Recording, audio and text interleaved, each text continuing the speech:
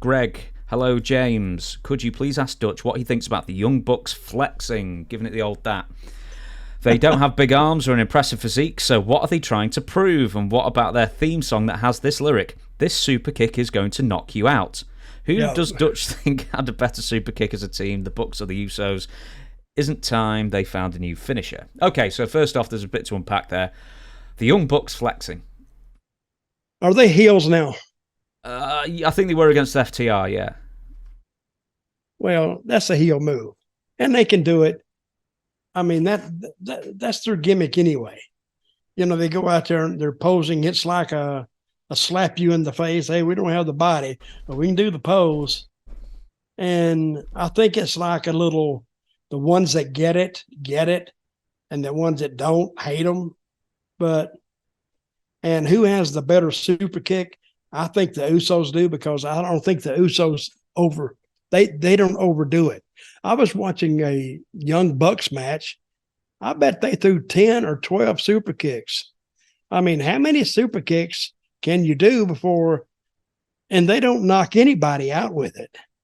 It's not like super kick, bam, oh, there's a finish, 1, 2, 3, yay! They saw it coming.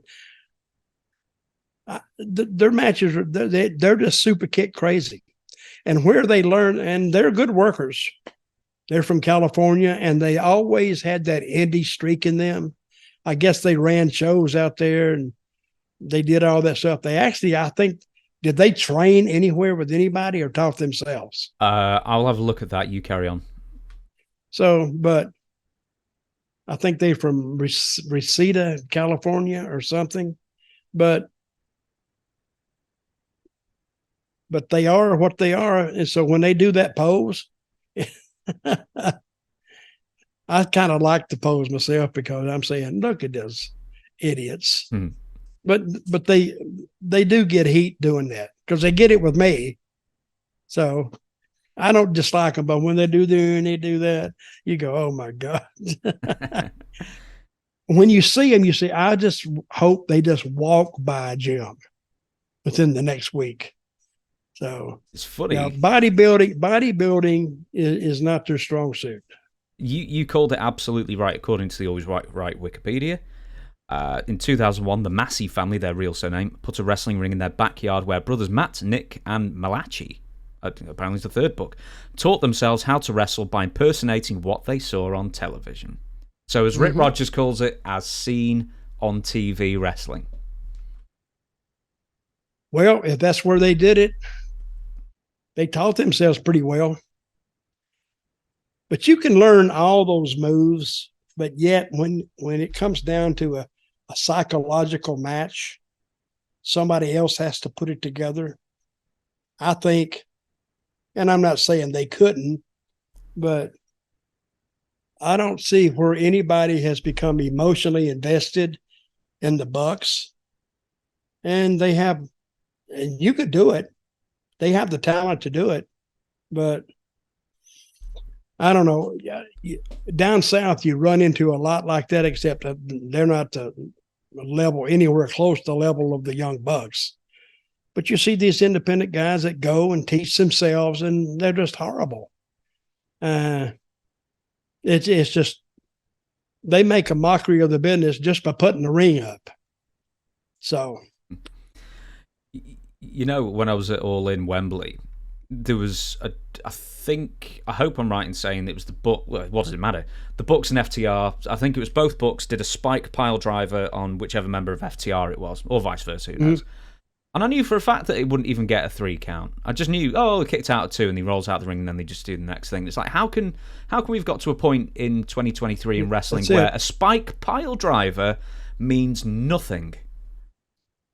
I saw a match, well, not one match. I've seen a bunch of matches, kick out of just, I mean, powerful crushing moves, kick out. I expected the guy to say, screw it, turn around, pull out a damn 38 and shoot the guy. And he'd probably kick out of that too. But see, that's when it gets unbelievable. Even to people that don't have any doubt that it's real. They may think it's real, but after they kick out so many times, you're going, nah, it ain't happening. So, and that's what we got to watch again. Oh, yeah, what they do is beautiful. It's some great stuff. But you know how I used to judge matches? An old time booker told me one time, he says, when you book and you watch a match, watch it through the eyes of a 10 or 12-year-old kid. And they will tell you what they like just by watching them. Because they're at that phase, they don't know whether it is or it isn't. So if you watch them and see what they invest themselves in, you'll probably have a better chance of booking teams right than booking them wrong. Mm-hmm. I think sometimes wrestling, we get in this move, oh, we got to do all these moves and we got to do this and we got to do that. No, if you told a coherent story and make it seem like a struggle, because see, Cody Rhodes is doing that right now and he's getting over with it. Roman Reigns does it.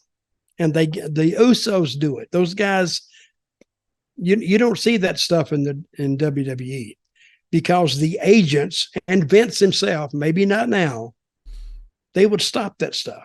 Don't do that anymore. And when Vince told you, you didn't do it anymore because if you did it again, he'd just fire you.